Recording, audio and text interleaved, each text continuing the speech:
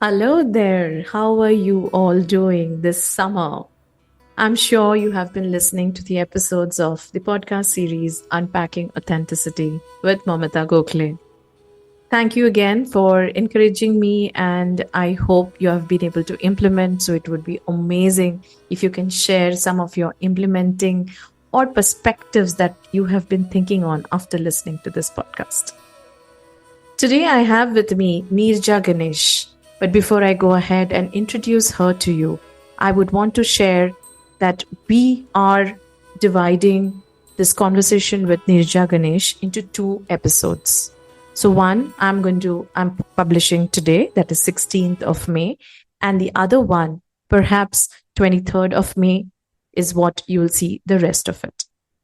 So let us introduce Neeraja Ganesh. She's a TEDx speaker and a keynote speaker at prestigious conferences. She has also been invited by various other prestigious forums across the globe to deliver talks on a variety of topics. In a freelance capacity, she also conducts various training programs on leadership and behaviors. Networking for Results and How to Tell Your Story are two of her signature programs. She has won multiple awards. She was one of the top 10 finalists for the Women Tech Network Speaker of the Year Award 2023. I will share a little bit about Neeraja in the second episode, but one thing that definitely I want to share with you before you tune in and listen to Neeraja Ganesh and me unpacking authenticity together. Neeraja has one amazing skill of storytelling, and if storytelling is something that really interests you, you will learn it in the best authentic way. So tune in now and listen to the sixth episode of Unpacking Authenticity. Hi, Neeraja. Thank you so much for coming on my podcast. It's a pleasure, Moumita. And I know that you had a season earlier to this, and I was waiting when you'll call me. Now I am You're being humbled. so very authentic. Now I'm feeling very humbled and I'm also getting pressurized. Oh my God. Thank you so much for that. Neeraja, I mean, having you on my podcast and that too a topic, and I'm sure you understand this. I was thinking about authenticity, and the first name that came about was like, I need to connect to Neeraja on this because you kind of walk authenticity. So, so what is authenticity for you before we get ahead and have a conversation? But basics, let's start with basics. What does authenticity mean to you? Sure. So I think authenticity is being oneself, right? Being oneself with, or being yourself with your values every time, everywhere. That is a very simple definition of authenticity. And hence, it does not differ in personal life, doesn't differ in professional life, doesn't differ when you're doing some community work, or it's just being you everywhere. So I'll give you an example, this goes back many, many years when I was in school. So I had shifted from Indore to Bangalore when I was in eighth standard. So this was a school that I joined here. And either it's eighth or the ninth standard, my birthday. And, school make kids, at least in those days, we used to take toffees and give to everyone. And then we would go to the staff room and give to all the teachers and then go to the principal's office. So I also went to the principal's office. And I'm really telling you, I was one of those girls who would never be noticed because I was such a very, very, maybe I was there for a year then. But when I went, so I gave her the toffee. She gave a return gift, which was another toffee. So I'm sure all kids come and give her the days. She keeps them and she gives it back. So she gave me another toffee and she gave me this small book. So it looks like there is an internet issue. Is it okay? Yeah, I can hear you very well. Yes. Okay, all right. So I'll start. So I was telling you that the principal gave me a toffee and she gave me a small book. So this school had been started by two people who were followers of Sri Aurobindo and the mother. So this book was the mother's teachings and some quotes from the mother. And on the top of it, she wrote, there is, and this is one of the quotes of the mother, there is great beauty in simplicity, and Neeraja, you are simple and hence you're beautiful.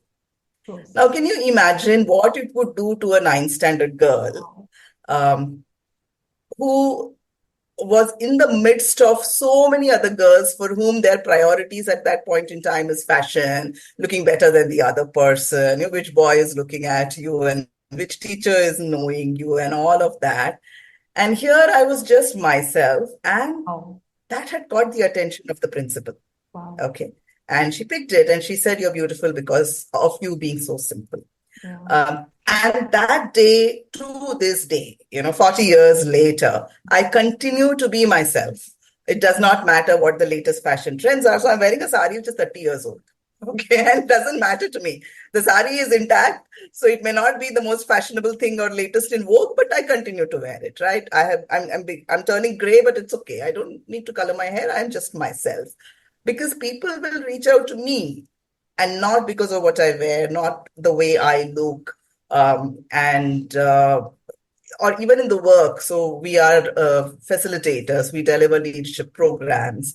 I'm not running behind learning the latest frameworks and tools and how to make it fancy, etc. I keep it extremely simple. And it is me and my learnings and my experiences that I share, doesn't matter. Or, even social media as an example, right? People are trying to be on social media. There are algorithms. They may put a Monday mantra and a Wednesday wisdom. I can't do such things, right? Monday ko mantra nahi aata hai. On Wednesday, I can't become wise. So I write, but I write quite a bit on social media. When I feel like writing it, I write. Like, as you said, I Yeah. can't force myself to do something. So for me, I think I'm just myself. Based on what I believe in, I behave myself in that way. I do the work in that manner wherever I am. And that is authenticity. Wonderful. I'm enjoying this conversation, and I'm sure the listeners will do when we publish this episode, Nirja. And you've said it so simply in terms of you're just carrying yourself the way you are. And very subtly you've put across you are carrying yourself despite what the situation is, so personal, professional. And I also like that bit where you say, you're not carried over makeup or, things like, okay, a particular place needs a particular setup. And that brings me to the next question rather, that if it is just about carrying yourself, then why are we making such a big thing about being genuine, being real? Because a lot of us shy away from bringing our true self in front. Forget about digital media. Even in person, when we meet, when we network, I'm sure, and you are highly networked, you are an expert in networking. So, what is your take on that when you meet people and how? Why? I don't know. I'm not sure if I can articulate it, but maybe build on what stops one from being authentic or carrying oneself, everywhere. Sure, sure.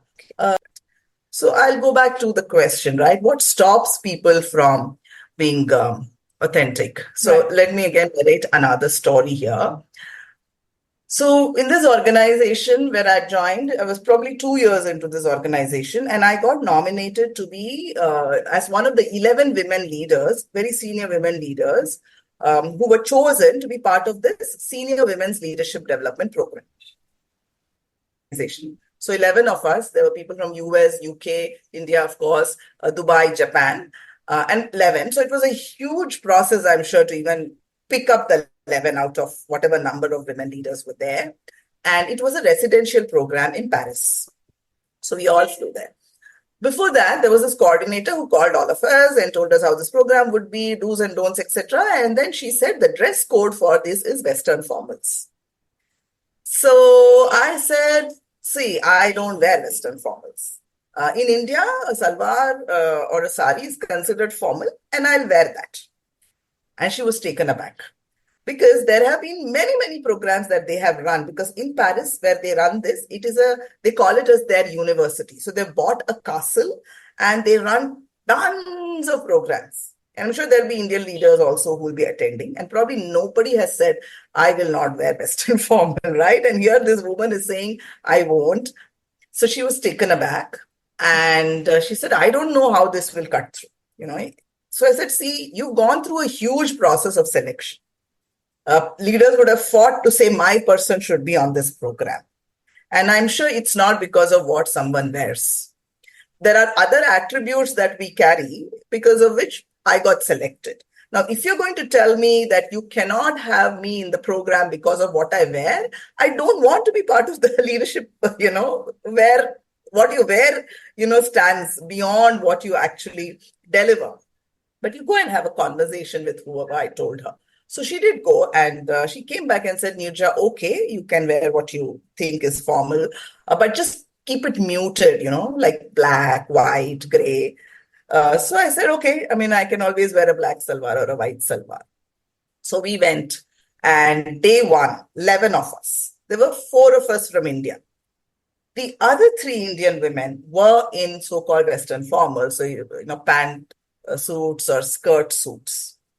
Everybody else had dressed to what they felt like. So it was May in the month of Paris. It was the month of May in Paris. It was beautiful weather, spring, and then it was going to be summer. And these women had worn long flowing skirts, nice flowery skirts, and even if they were wearing pants, it was like comfy ones, not the formal. And I thought only our Indian women are trying to comply here. And I could see some of them struggling. That is what would have happened if I had also tried to comply, because that's not me. So to answer your question, why do people comply? There could be 2 reasons. One is that they want to fit in. And when there is a code like this, then they think they will be really, out of the box. And how would that be looked at? 2, it could be that they are insecure.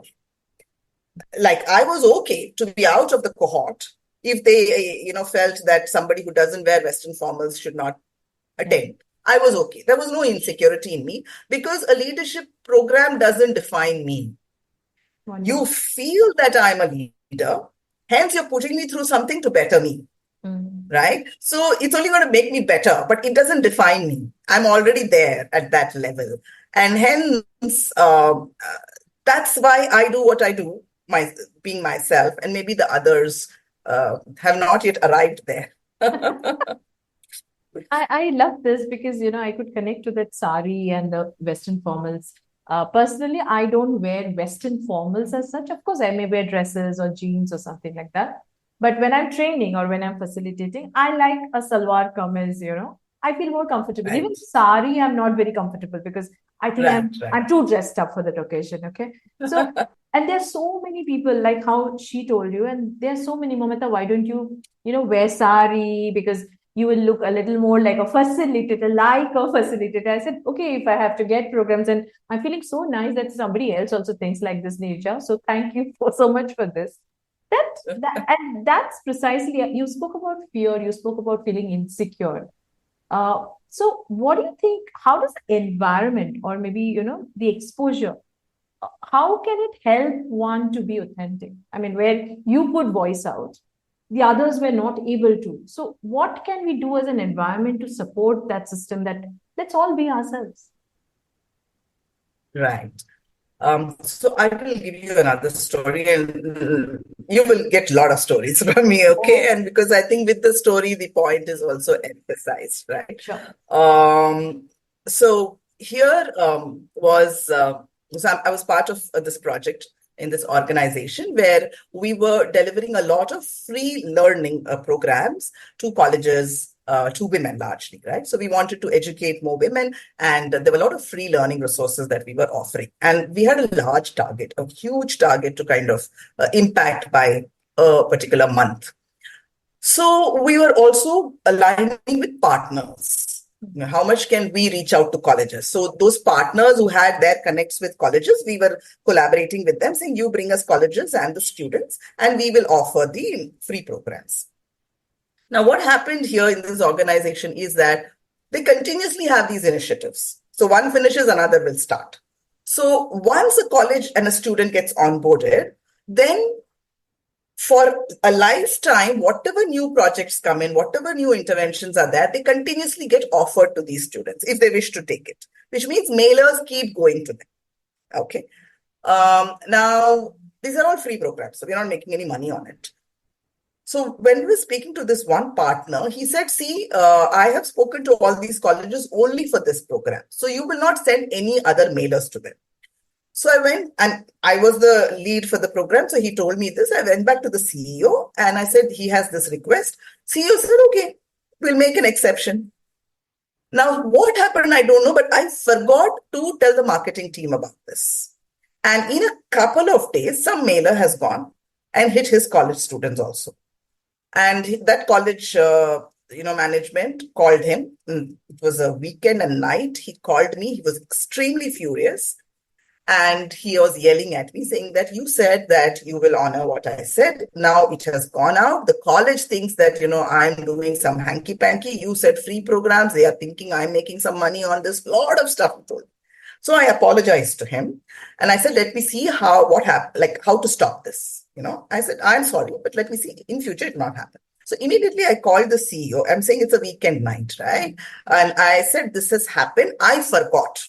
I very honestly told her I forgot to tell the marketing team, and apparently an email has gone. What she did, she just called everyone. She called the tech head, the CTO, she called the marketing head, she called me, she called all the other alliances leads, and she said, first thing, we are stopping any emails going out from our platform to anybody. Forget this partner. Because to figure out a solution, we'll need time. And I don't want another mistake.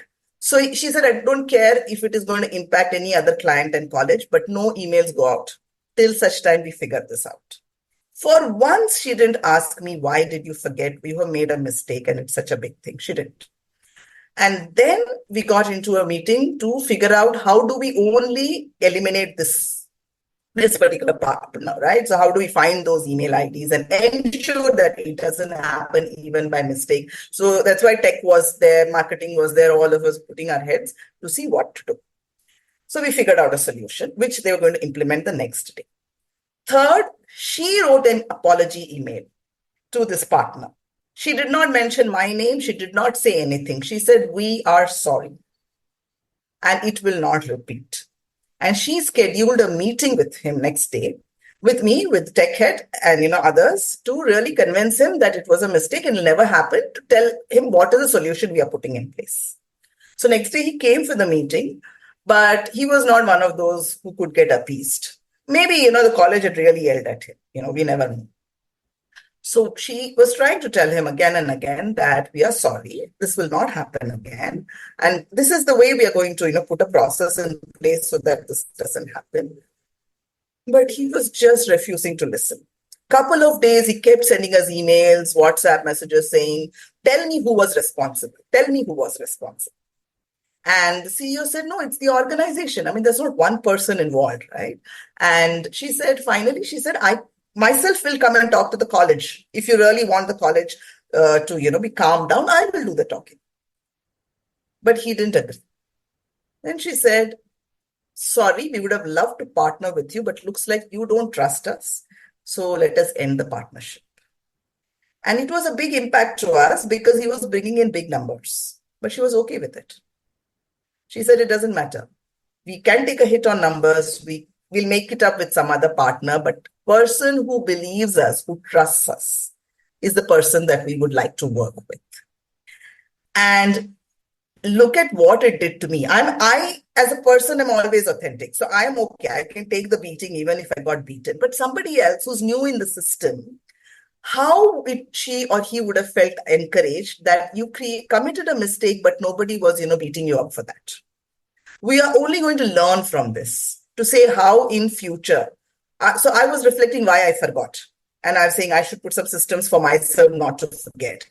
But this is how an organization and a leader or anybody else in the household can help someone be authentic and not hide who they are and what they have done. So it starts from top. What a powerful example. So it's so amazing, like, just taking up on yourself. And we speak about ownership, accountability, right?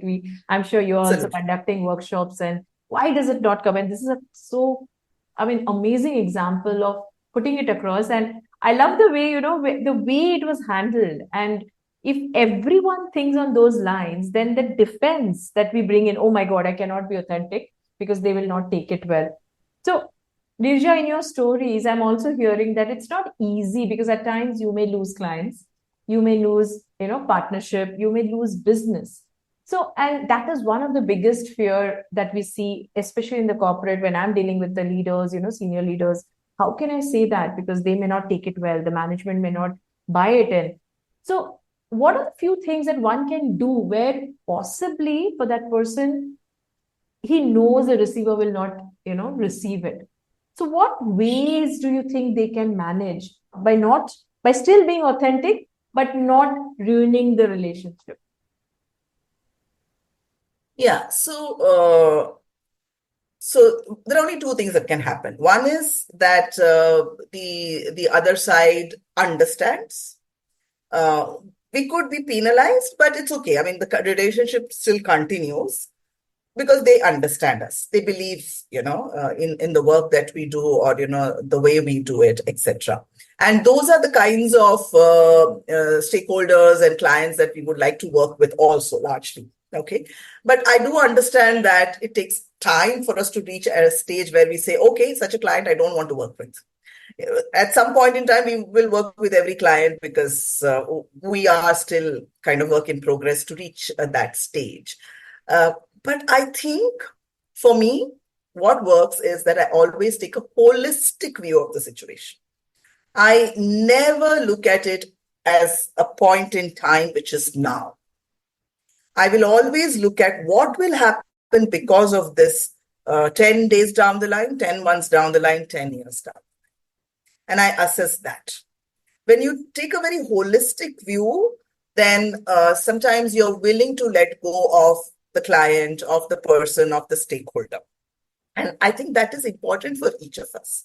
So I can kind of give some examples from when I started working also to now, right?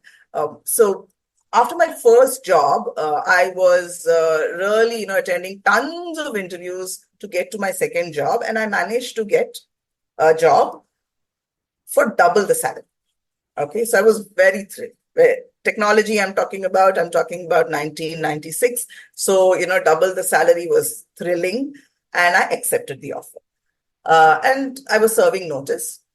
But because I was really, interviewing in so many places, after I got this offer, I got one more offer from another company. And I told them I have an offer. They bettered it. They kind of gave me 30-40% more on that.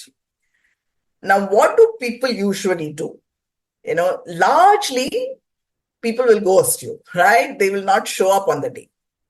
The basic courtesy of going back and saying, I will not be able to join you because I have another offer or whatever, even that is not there in majority of the people.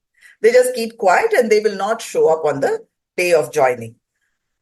What I did, and I'm talking at such a young age and so many years ago, I called the MD of this company and I told him that I have another offer, which is so much more from your offer. But I told him, I like your company. So if you're able to match this, I'm still willing to join you. So he said, why don't you come over? So I had made a call. So he said, why don't you come over? So I went to the office and he said, Neeraja, I definitely want you to join me. And I can definitely match that offer. Okay. But let me tell you this. I know you are going to be an exceptional performer. So 6 months later, there's going to be an appraisal process, which is where we are going to give out bonuses and salary raises. If I were to make this kind of salary increase for you now, then after 6 months, I can't make, a better, increase. You may get very little or nothing. Okay. And I'll feel very bad about it. You will feel very bad that you've been in the system for 6 months. You've performed so well and still we are not able to reward you. And everybody else is getting, their bonuses and salaries. So either I give you now, but it'll be, difficult later, or now you join me for what I have offered. And I will guarantee you that in 6 months' time, because I know you'll perform so well, the increase that you will get is going to be much, much better than what you have as the other offer. So he was very open. And I very openly accepted what he said. Now, there's a trust that you are building, but I looked at it very holistically. For me, the relationship with this person, I really wanted it to be long term because he's taking the trouble of calling me and he's putting on table two options. And I could have chosen either, right? And he's telling me, I want you because I believe you can really perform well. So I went with the original salary that he had offered. And in 6 months' time, I'll tell you, I got the highest reward because it's a very small company. So you really get to know, you will talk to each other, how much did you get, and all of that. My salary had further doubled in that revision. So it was much better than what the other offer was. So that's why I really genuinely believe in having a holistic and a long-term. Wow, that's indeed authentic, and so many stories to listen to, reflect, and pause. So, we are pausing this episode here and come back to us next week again to hear the rest of it. Thanks for listening.